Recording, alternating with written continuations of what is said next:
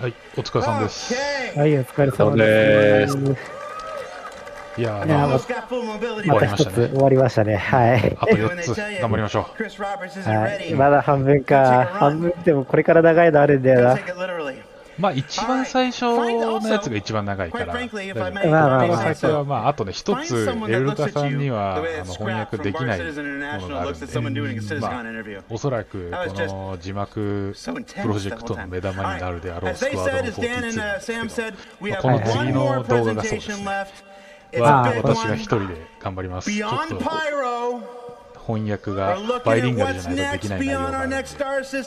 まああれだと直訳したところで翻訳にならないですからね。そうなんですよ。はい。まあ毎回なんですけど、ちょっとね翻訳の精度としてはまあ間違ってたり誤字脱字とか、あとちょっとね時間がずれてたりとかっていうところはちょこちょこあるかもしれないですけど、その辺はご容赦してください。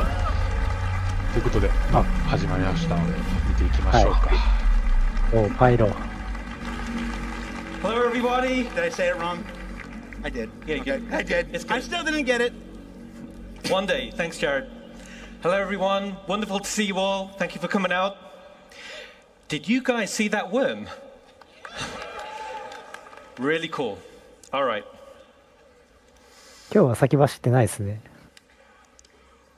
So right now, it's all hands on deck to make 4.0 the best experience for you. Richer locations, deeper gameplay, better experiences. All with completely new and wonderful music from Pedro, which will create an evocative and emotional backdrop. Rich and I have been working directly with Pedro for many months now. Beautiful music awaits. But today, I'm going to talk about what's beyond Pyro. So let's strap in 英語のところは and we'll take a look. その名前か、 I'm the この creative スターシズ director ンの for Star 中の System. 用語かどっちかですね。And let's start by looking up into the stars and saying hello to an old friend.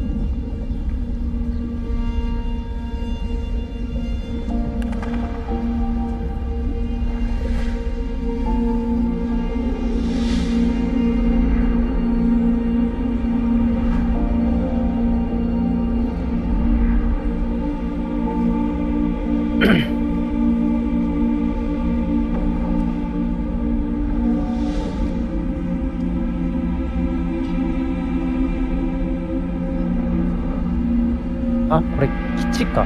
基地っていうか、住んでんのか、ここになんか、人工物あるかな。隕石利用したなんかベースっぽいっすよね。隕石は隕石でもバカでかい隕石ですよね。まあ惑星クラスですよね。衛星か。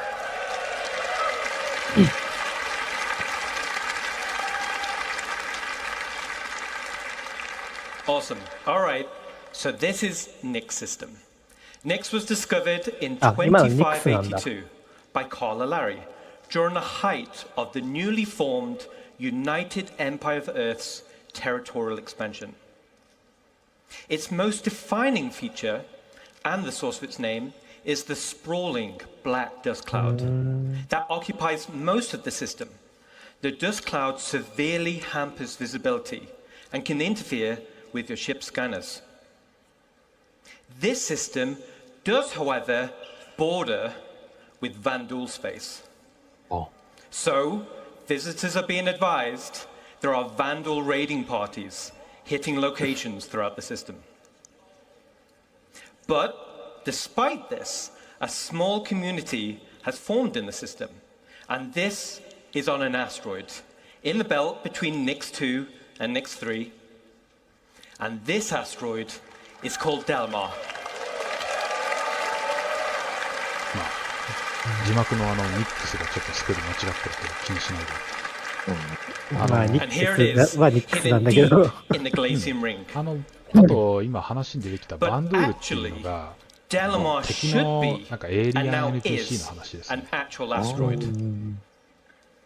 And as it's an asteroid, the space is a zero-G location, giving a unique identity for a landing zone. いっぱい出てくる。 So let's take a closer look at the main POI on Delmar.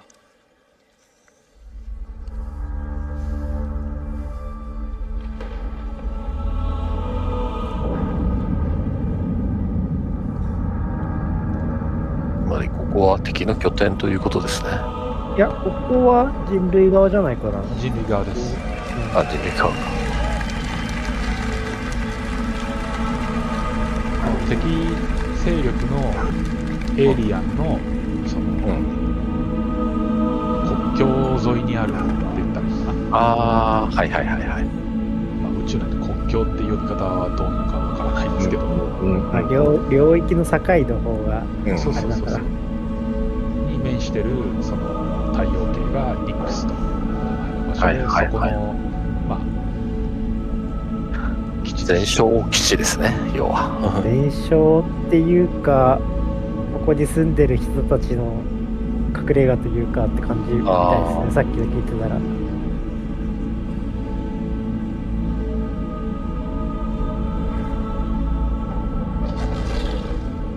綺麗ですね。あそこにハンガーあるのか、すげえな。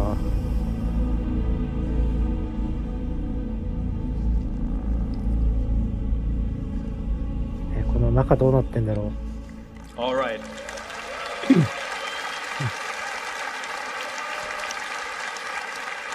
Awesome, awesome.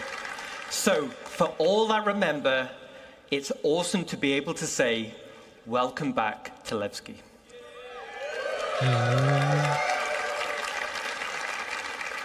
And for new players, let me tell you why it's a cool place. This used to be an old mining facility, which was 昔これ mothballed プレイヤ and ブル then であったん abandoned. ですよ、この場所、ロケーション。 There is an そうな internal んだ。 network of 今のスタン abandoned トにない tunnels だけで、 and mine shafts. 実際に And プレイ these ヤ are ブ now ルであった populated んですよ。 with refugees, fugitives, and なる criminals. ほどね。なんでだからウェルカム。 This is そう also そう the ウェルカム home バ to ッ the クなんだ。 People's Alliance, who you'll be doing some work for. And as Levski was made some あ time ーこれ back, はつまり今の it スタン needed ト to に be いうグリ updated ムヘックスみたいなもんなんですね。 so that it can fit into current gameplay features どうだろう、 and ちょっと違うよう systems な気もするけ and ど。 mission loops. So let's take a look at the first update, あ and くま that で is 犯 to 罪 the 者の集まりっ hangars てわけではな and い。 landing services. は違うと思いますよ。あー下町的な。まあ辺境の街なのはそうなんだろうけど。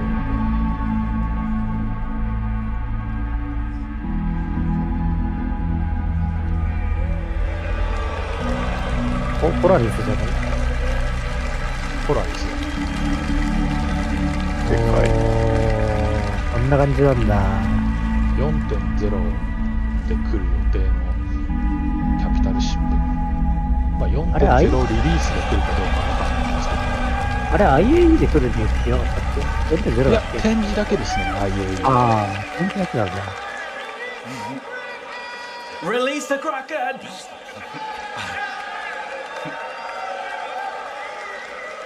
クラーケンっつってた。 All right, cool. マジで気 So づかなかった。 Levski is still perched over the borehole, but now has a suite of hangars that are arrayed around and inside the borehole.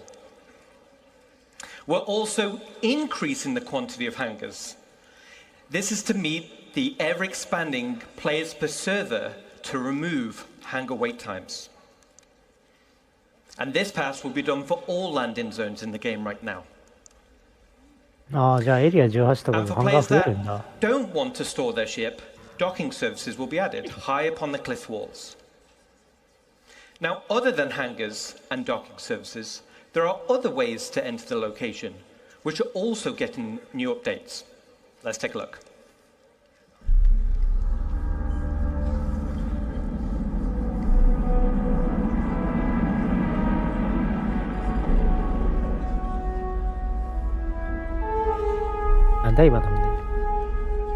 レディーマだと思うよ。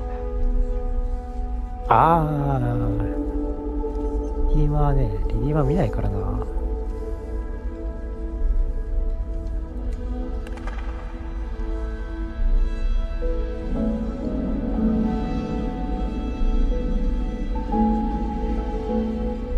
レブスキっていう町の名前か。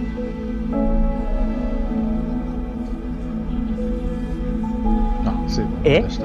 一応ここのロアとしては難民のキャンプみたいなところですね。犯罪者とか。そうなんだ。確かね。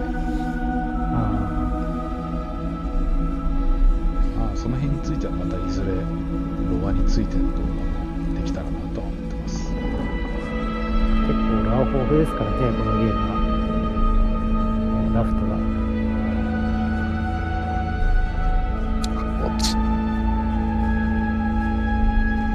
アトラスね。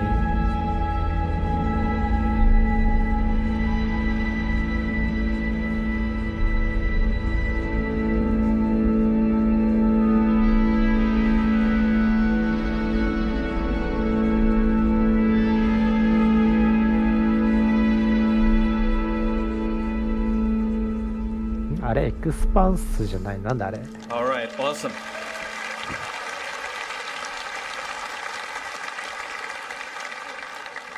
So around the main entrance, there's still gravity plating for on-foot access. And these will lead to open landing pads for quick drop-off and pickup. And we're also adding access to gameplay areas for a variety of local missions and gameplay types. And as you saw in the video, there will be banks of exterior freight elevators.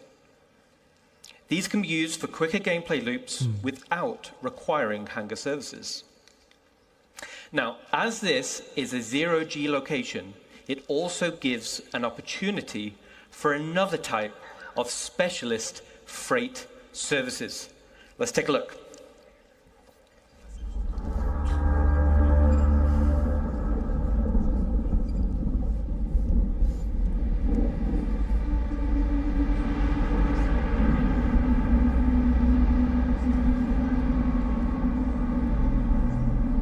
Ah, 貫通してんだこれ。面白い。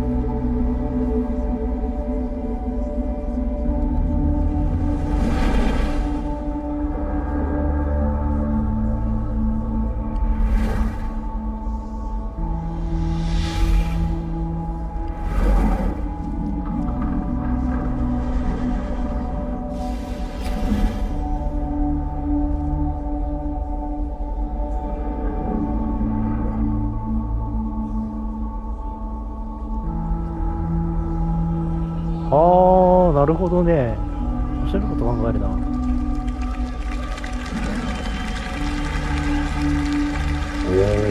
おい、船ごとコンテナを。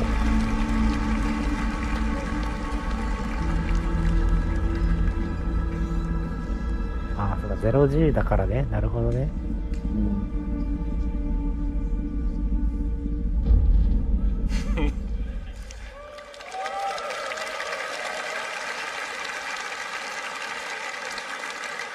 All right, so first off, now the borehole goes all the way through the asteroid, which is awesome to fly through.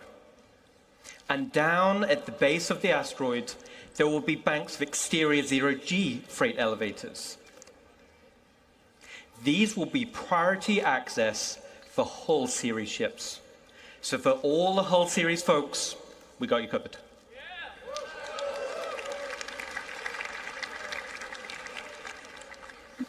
The same functionality is also coming to space stations in both Stanton and Pyro.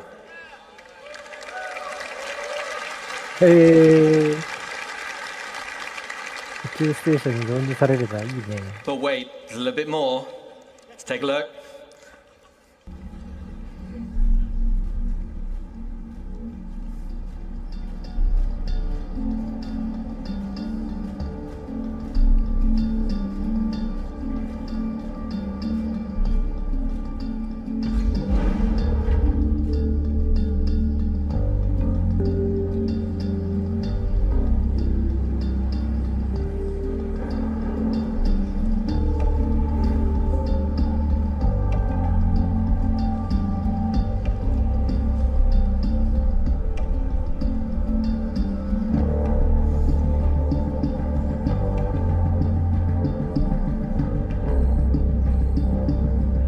闇市がありそうな街ですね。まあ、あってもおかしくないですね。All right, cool.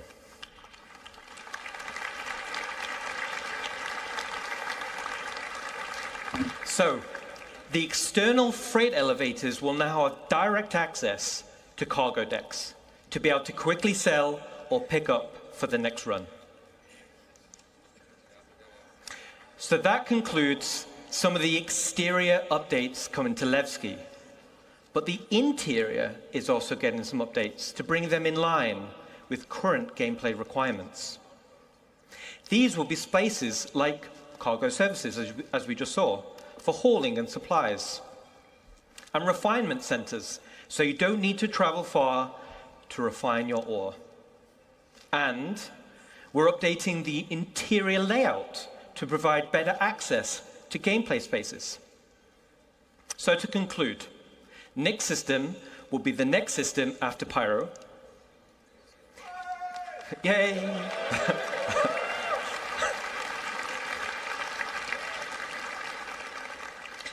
Delamar is now a physical asteroid with a 0G play space. All right, not so much. And we're updating Levski to fit current gameplay mechanics and gameplay loops. And most importantly, we're adding local areas for gameplay content.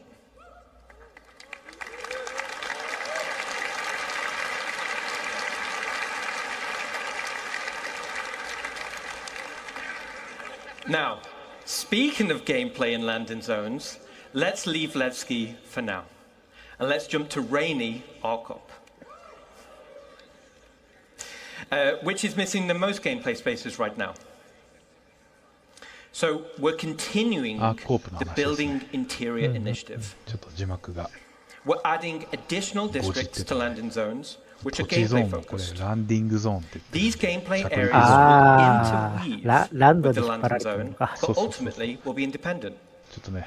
So for Area 18, let me introduce you to the Municipal Works. And this will be split into two locations. The actual Municipal Works, which will be an open world sandbox area for all players, and the lower Municipal Works, known locally as the Depths, which will comprise of several instanced levels. So, how do I get to the Municipal Works? The Municipal Works is accessible in multiple places in Area 18. Some will be available to everyone, and some you'll need to unlock with mission progression. As an example, here's a map of Area 18 Central. And as I said, there'll be various access points throughout the landing zone, and some will be easier to access than others. These access points will lead to transit systems, taking you deep into the underbelly, eventually reaching the Municipal Works. And the Municipal Works will have spaces like maintenance, filtration, and the sewer network. Which is what we're seeing here. It's a very exotic place. So down here, it's an open world sandbox for you and other players, very similar to contested zones in Pyro stations. It's an area to do local missions, like exploration, repair, or even pest control. But the main purpose is provide access to the depths. And these will be instanced areas. So, what is an instance area? Well, an instance area works in the same way as an instanced hangar. And as the name says, it's a separate space for you and your group. But why do we want to do this? This gives us the ability to create tailored missions that will provide a mixture of content like combat or exploration or puzzle gameplay, and fundamentally allows us to design challenging, meaningful content.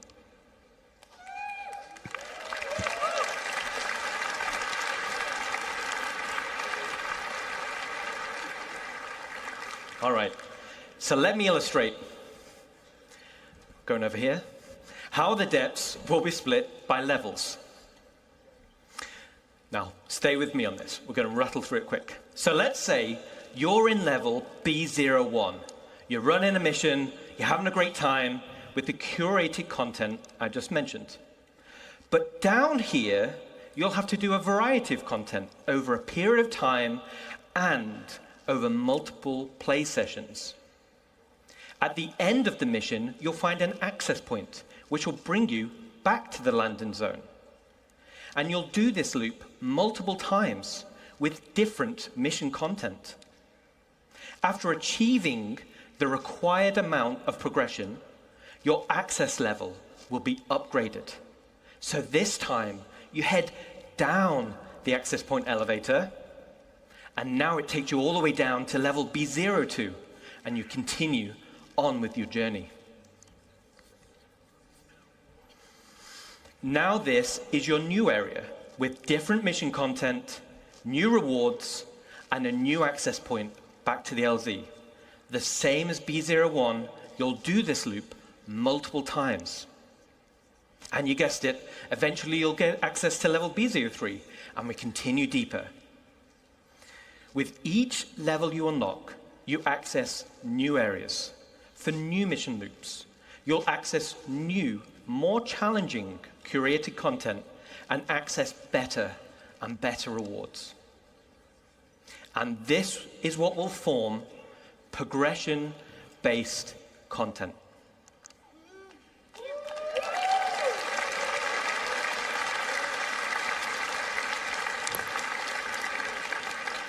So as I just described, was a very condensed version of an actual play sessions. But this still describes the unique gameplay experience.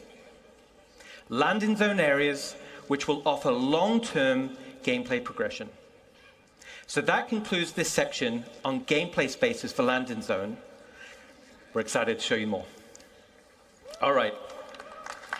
So we're going to head away from ArcCop for now. Let's look again into the stars, and now we're going to talk about solar systems. All right. Stanton system was the primary system in the game. It serves as a lawful system.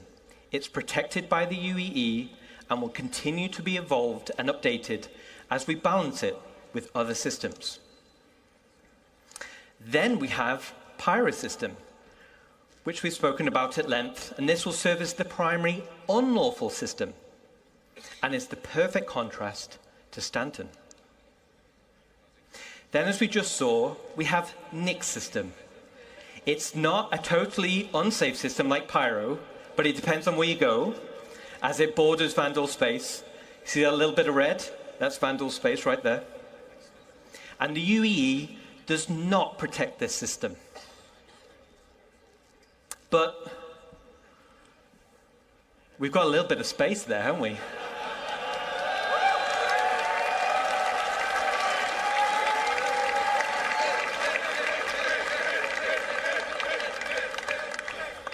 All right. I thought you were saying click system then. I'm like, I'm not sure about that one. All right. But we've got a bit of room at the bottom. So it would be a shame not to fill it in with something, right? So if we get a big cheer, we'll reveal the system. Are you ready?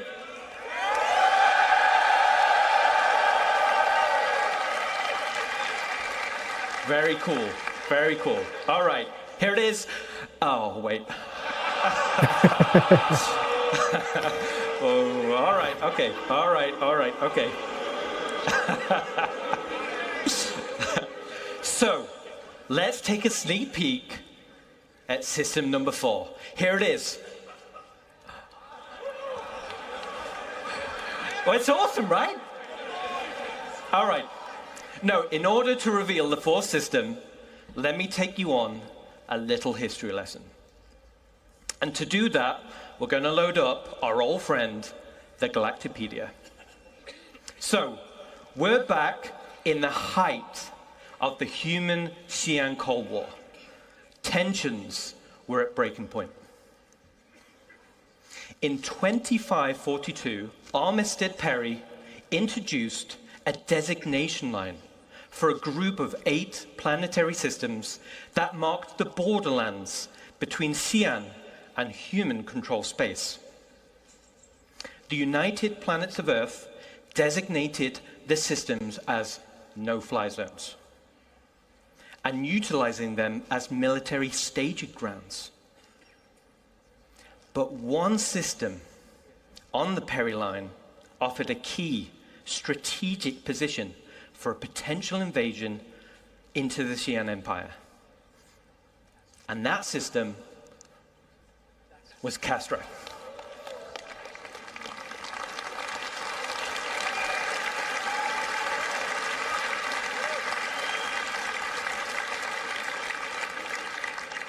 But luckily for us, war was averted, the Periline Pact was signed, which was a peace treaty between the now UEE and the Xi'an Empire, so the Cold War ended. The systems of the Periline were divided up between humans and Xi'an, and fast forward back to present day, humans and the Xi'an enjoy a more prosperous relations, and everyone's cool. So, the fourth system will be Castra.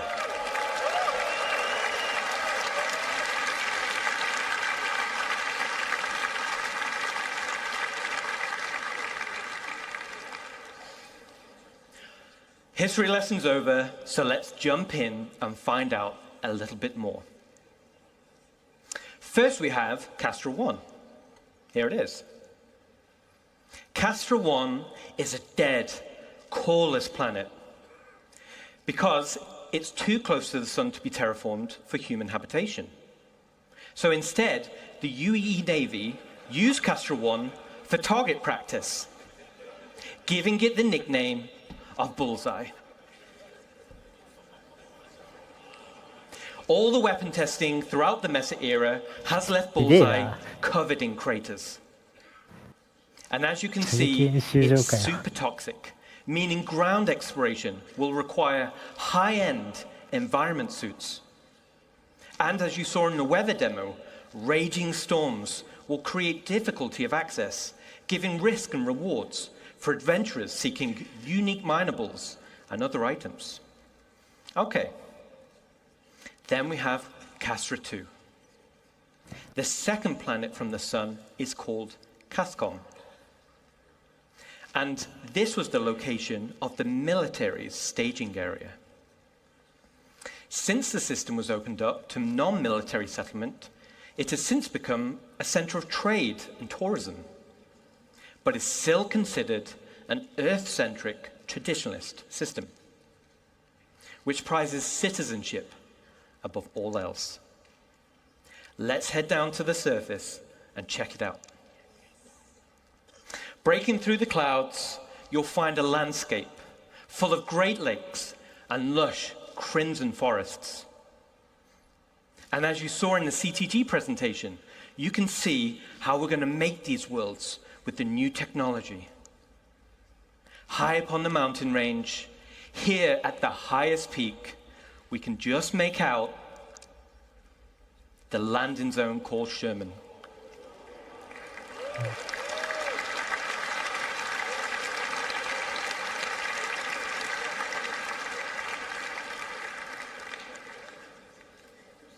Which is fondly known by its residents as the island in the sky. Sherman is currently in pre-production, but I wanted to take the opportunity to show at least a sneak peek. Let's take a look.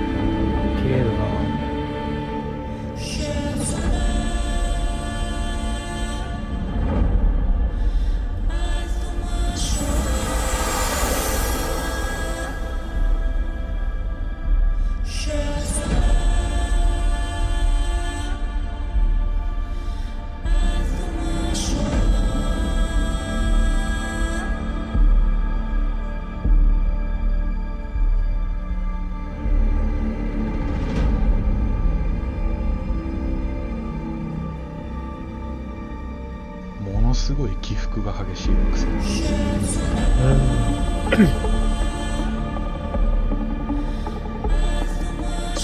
いや、こんなとこに拠点作るよねっていう。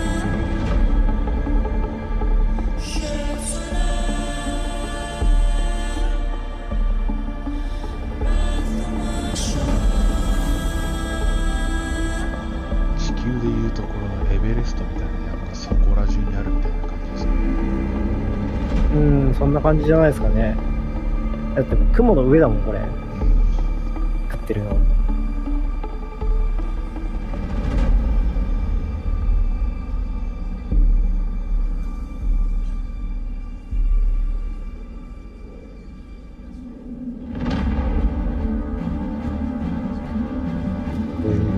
いいな。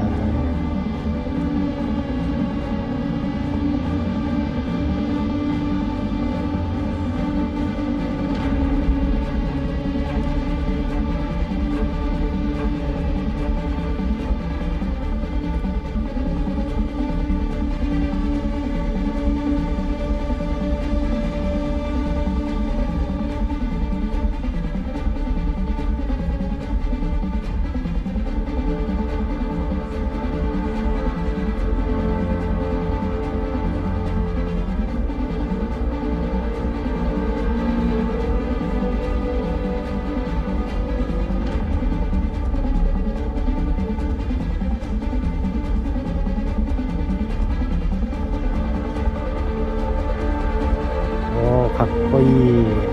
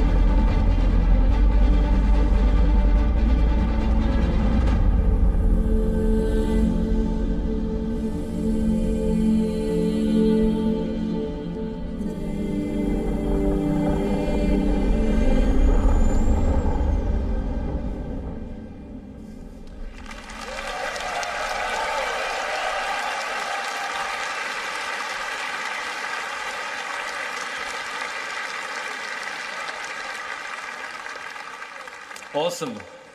Let me take you through some of the areas of Sherman you just saw. The dominant landmark you see in the center is Spaceport Ulysses, named after the mountain Sherman is sitting on. This is where they staged the bombers that were on active rotation, waiting on any sign of any aggression. But now it's mostly a commercial spaceport. The Navy still has an airbase here, but it's a great place to see some big ships of the UEE. Commercial hangars are located inside the main trench, and even though this is a converted from a naval base, it still has an impressive military flavor. And speaking of military flavor, the original AOV-9s anti-orbital cannons are still present around the defensive walls, with most of them being decommissioned once it became a civilian city. Over to the left of the spaceport is the Sparrows Industrial Park, home to the sprawling cargo yards and manufacturing plants. The Sparrows has evolved from its days as a military supply and munitions depot into a bustling and modern industrial park.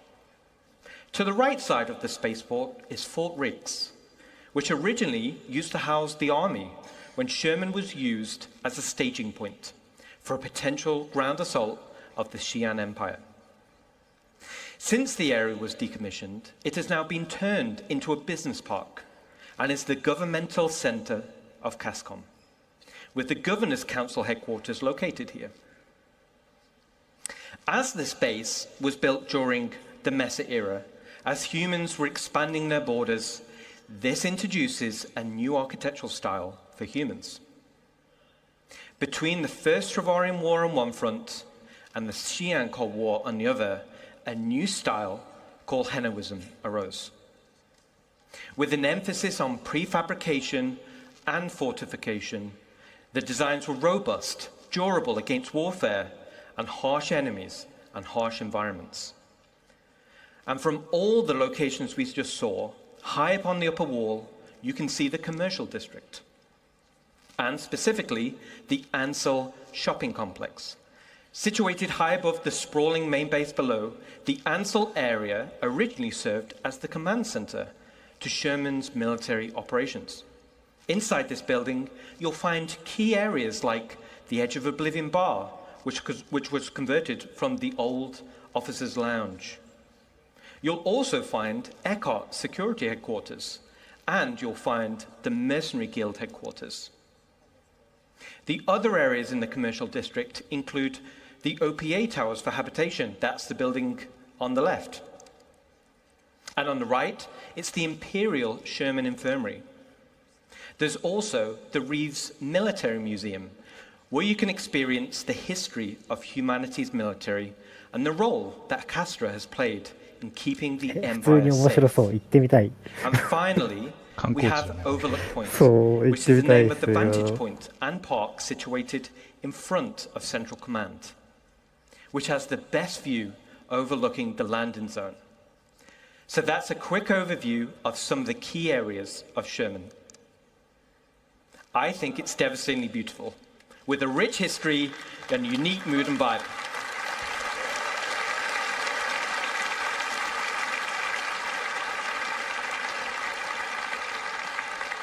Awesome. So before I go, I want to thank you all. You are all awesome. All your passion, all your dedication make our lives as devs so much easier. And thanks to the CIG staff, who's the awesome work we're seeing in front of you.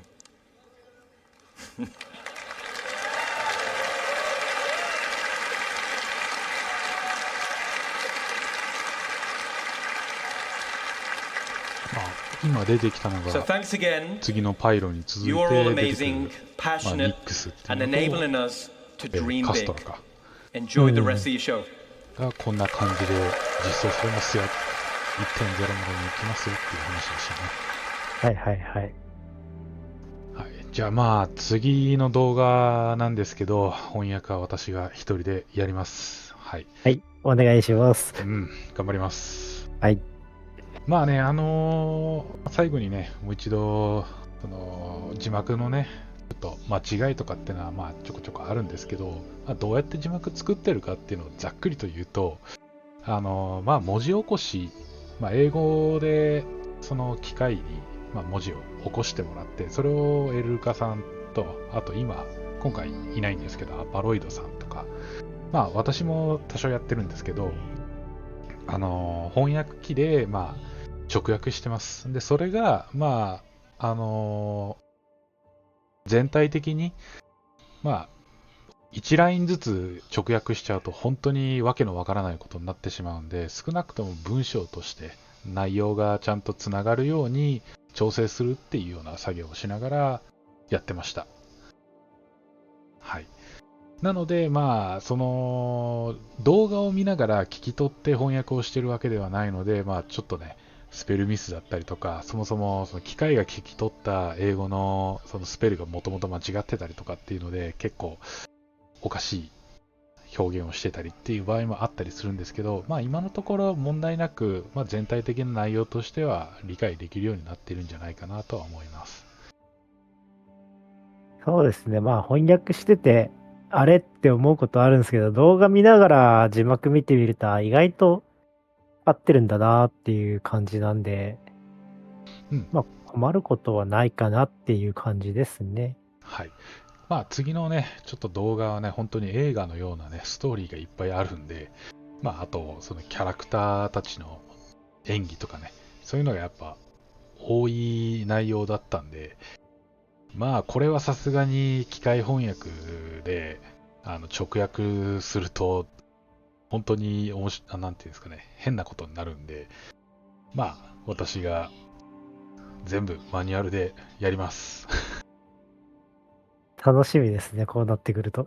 はい。なんで、次の動画はもうちょっと字幕のクオリティは高いかなとは思いますよ。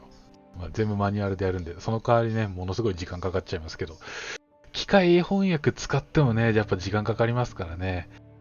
まあみんなそれぞれ、まあ私もエルカさんもアポロイドさんも、その仕事をね、しながら、ね、終わって1時間2時間ぐらい毎日ちょっとずつ機械翻訳なんで、まあ早いとは思いますけど、それでもやっぱり時間をかけてやってるっていう感じなんで、あんまりその細かいところまではちょっとね、気を配れないっていうのが、まあ現状です。はい。まあ、その辺はね、冒頭でもお話ししましたけど、ご容赦お願いします。ということで、お疲れ様でした。お疲れ様でした。